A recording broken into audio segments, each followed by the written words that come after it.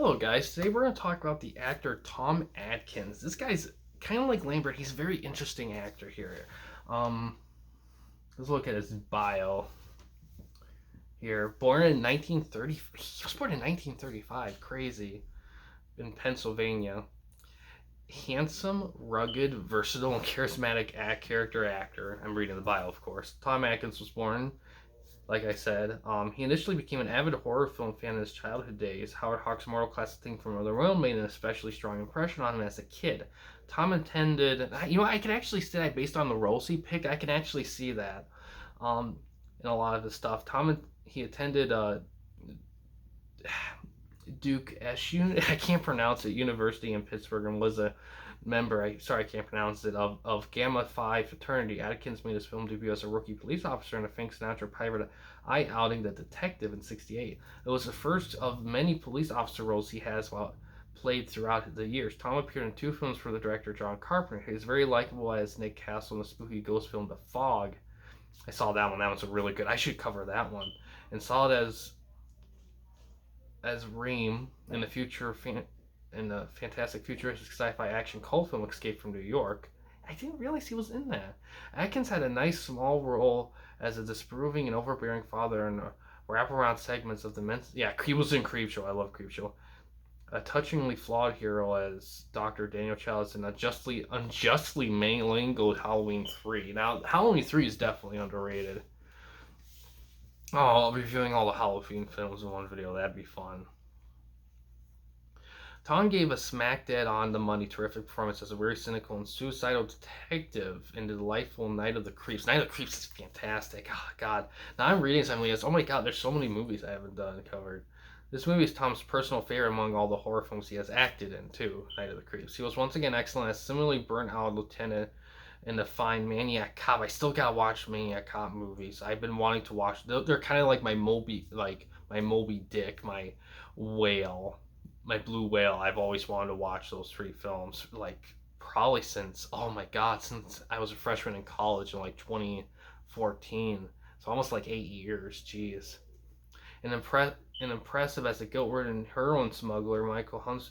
Yeah, he was in Lethal Weapon. Atkins had a recurring part as Lieutenant Alex Daniel in the Rockford Files. Interesting. He reprised this character in several spin-off made-for-TV movies. Among the television series, Tom has done guest spots on Oz, Xena, Warrior Princess, Walker, Equalizer. Wow, he was in a lot of stuff. Lou Dare, jeez. MASH. Outside of the film and television, Atkins had a long and distinguished stage career. He has acted on Broadway in the plays The Changing Room. He won a 1970 Drama Desk Award for Most Promising Performer, Keeping the Family, and The Unknown Soldier and His Wife. His off-Broadway credits include Vikings, Long Day's Journey, and some other stuff here. He acts in plays held at the Pittsburgh Public Theater. He has garnered plenty of accolades in his outstanding portrayal of Pittsburgh Steelers founder Art Rooney in the acclaimed one-man show The Chief. Tom Atkins resides in Peters Township, in Pennsylvania. Wow. Well, let's trivia. Anything interesting? Golden retriever named Gus he has, and a frequent.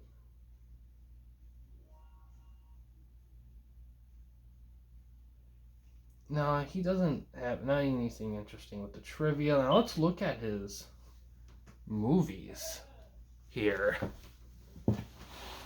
Look at his movies here. 85 credits. Let's look for actor. Just 85. Let's look through here. We mentioned quite a bit, so I'll kind of go through this quickly here. Doctors TV series, Detective,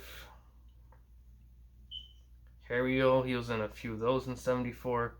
The Rookies in 75. Hawaii Five-0, he was in an episode of that. Serpico, he was in that for a little bit, for a season. Rockford Files, he was in there in several episodes from 74 to 77. Fog, Escape from New York.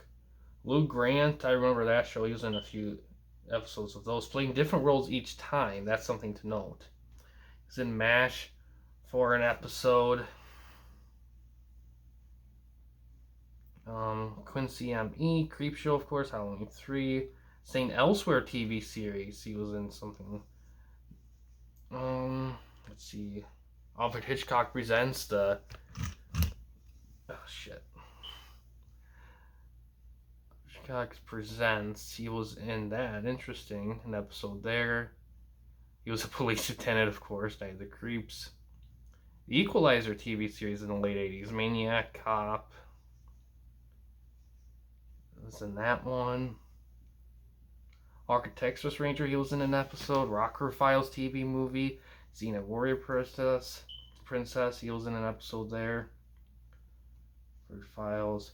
My Bloody Valentine, he was in that. Interesting. The remake of that. A short film, Polybus. Yeah, not anything after like wow, after the 80s he started slowing down a tiny bit in the 90s, but once after the early 2000s he was just pretty much done, and he really hasn't been in a lot. He kind of really slowed down after like the early 2000s. But yeah, he's solid. I mean, he's definitely the best way I can describe him. A lot of films I see him in, he's credible. You know, anytime you see him on screen, you can tell he's a credible actor. And him being in these horror movies instantly gives the films a credibleness that makes him work really well. And he has great taste in films. Because the horror sci-fi films he was in are very like comic bookish in terms that they're delivered in unorthodox ways that make them stand out from typical films of those genres, which is fantastic. Yeah, he's a really solid actor, and in seeing his library makes me realize how great of a library. He has a very underrated library of work, to be honest, because he's in a lot of films that stand out a lot. Now, you can argue whether they're good or bad films, but they're interesting nonetheless, and that's the key. Because some actors, they can be in a lot of good stuff, but they're typical stuff, nothing that stands out too much. But you look at some of their actors' libraries, you're like, oh, these all look like interesting films. They may not be good, they could be good or bad depending on the person, but the point is that they're interesting from the sight of them. And that's what drives people in. Now, whether you end up liking them or not, that's a different story. But yeah, Tom Atkins, he was such a reliable, consistent horror actor because he brought like a gravitas and kind of a, like I said, credibility in the movies he was in that made them feel like you could take them seriously. It helps a lot, and the fact that he took every film he was in, you could tell that he like had a good craft. He knew he took his craft pretty seriously, and like I said, solid, credible. I mean, definitely recommend checking out his stuff, that's for sure. But yeah, man, there's not much to say. I mean, in terms of outside of acting, he was just kind of a workhorse. He hasn't done like a ton of stuff outside of acting that's like, whoa, just typical, living the life stuff, which is fine. But yeah, in terms of acting in itself, it's really interesting. I definitely recommend him for sure, for his library, for sure. But yeah, guys, thanks for watching. In case you want to chat with me, Mike, or anyone else at the Campy Company, you don't want to use the YouTube comment section, we do have a couple options. The first one is we have a Discord channel. We have the link to that in the About page / About section of our channel. We also have a discussion tab in our channel as well. You can access that through a PC or laptop computer. We also have a Patreon page in the works. And the main goal of the Patreon page is to raise a little bit of money to give the channel a bit of a budget to do more ambitious things, and also to start creating merchandise to help that is geared toward your guys and what you enjoy from the channel. So any support we get for that is much appreciated. But yeah, guys, thanks for watching. Please subscribe and like the videos, and have a good day.